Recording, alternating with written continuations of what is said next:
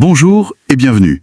Aujourd'hui, on se penche sur un sujet vraiment d'actualité. Ce potentiel accord minier entre la République démocratique du Congo et les États-Unis. Un sujet brûlant, parce que la RDC, bon, on le sait, c'est un trésor géologique. Cobalt, lithium, cuivre, des métaux essentiels pour la transition énergétique mondiale. Absolument. Et c'est ça qui rend cet accord potentiel si stratégique et si observé. Voilà. Alors, on a consulté plusieurs analyses qui explorent un peu les tenants et les aboutissants. L'idée, c'est de décrypter ensemble ce que ça pourrait signifier concrètement pour la RDC. Qu'est-ce qu'il y a à gagner? Quels sont les défis? C'est une excellente approche. Il y a beaucoup d'enjeux mêlés. Exactement. Alors, commençons par le potentiel, le côté prometteur. Les sources qu'on a vues parlent vraiment de transformation. D'abord, des investissements.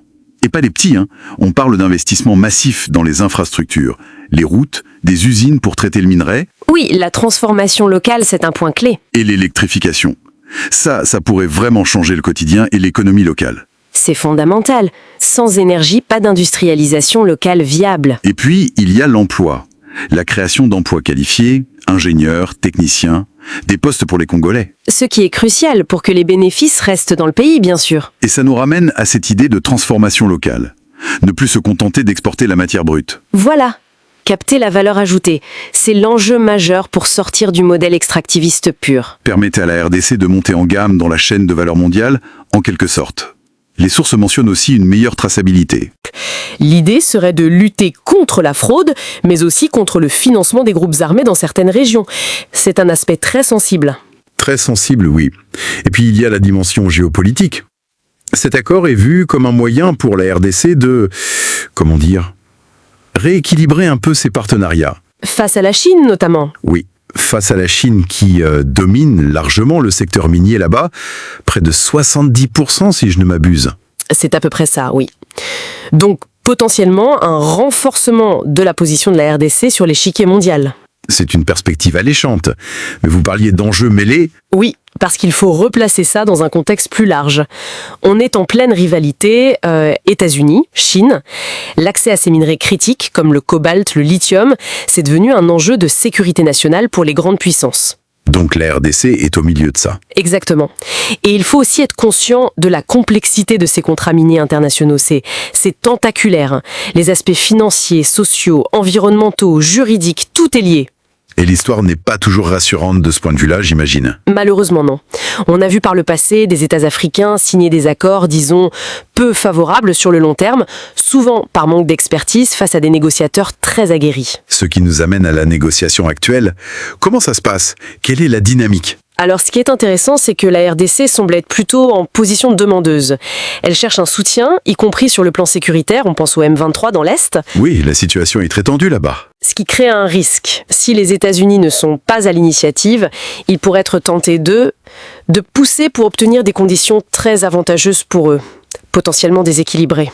Le risque d'un rapport de force inégal. Voilà. Et il y a une autre inconnue, la capacité réelle de l'administration américaine à mobiliser les entreprises privées. Parce qu'au final, ce sont elles qui vont investir sur le terrain. L'argent et l'expertise doivent venir du privé américain. Exactement.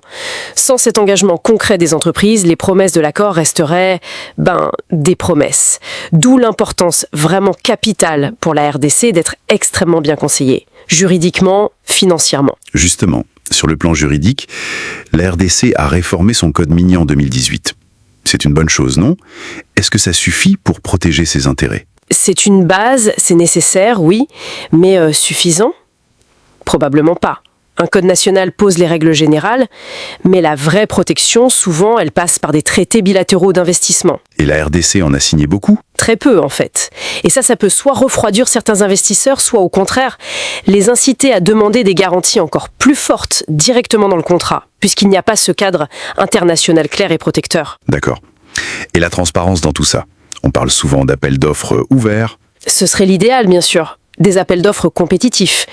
Mais dans la pratique, on voit souvent des négociations de gré à gré, surtout pour des projets de cette ampleur stratégique. Et si ça tourne mal? S'il y a un litige? Alors il reste l'arbitrage international. Et là c'est intéressant parce que contrairement à une idée reçue, les États africains gagnent assez régulièrement, devant le CIRDI de la Banque mondiale par exemple. Ah oui, Oui, quand les contrats sont bien ficelés dès le départ et que le droit est respecté, ils ont de bonnes chances d'obtenir gain de cause, ce qui souligne encore l'importance de la phase de négociation. Donc, pour résumer, une opportunité qui pourrait être historique pour la RDC. Transformation économique, poids géopolitique. Mais attention, Oui, attention aux pressions, à la complexité des contrats, au risque de négocier en position de faiblesse. le potentiel gagnant-gagnant, il n'est pas automatique. Pas du tout. Il dépendra énormément de la qualité de la négociation menée par la RDC, de la gouvernance qui sera mise en place autour de cet accord, la transparence, la rigueur et, je le répète, de sa capacité à mobiliser une expertise solide pour défendre sa vision. C'est très clair. Et ça ouvre sur une question plus large finalement, qui dépasse même ce seul accord potentiel. Laquelle? Comment un pays aussi riche en ressources naturelles peut-il naviguer aujourd'hui dans ce contexte de compétition féroce entre grandes puissances pour s'assurer que l'exploitation de ces richesses serve vraiment son propre développement? Un développement souverain, durable, qui profite à sa population et aux générations futures. C'est ça le véritable défi